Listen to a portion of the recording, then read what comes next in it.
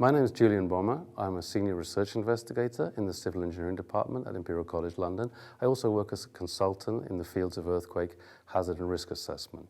I was originally attracted to civil engineering because of the opportunities to provide practical solutions to societal problems, and ultimately I ended up being drawn into the area of earthquake engineering, in which we work to provide protection against the effects of earthquakes, both to people and to the built environment.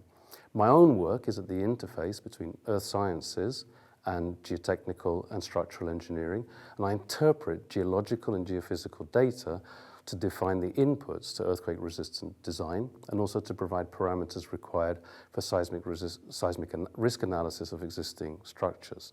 I've been very privileged to work on very interesting projects around the world which required seismic hazard assessment as the basis for design decisions, including the expansion of the Panama Canal, and also in the design of nuclear power plants, bridges, dams, and pipelines in many countries around the world.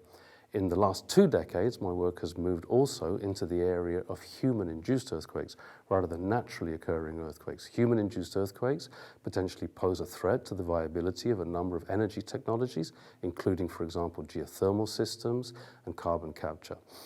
To manage induced seismicity in such operations, I developed the first ever traffic light system, which is a real-time feedback system, monitoring the seismicity and then modifying the operational parameters accordingly to prevent the larger earthquakes that could potentially cause damage from occurring.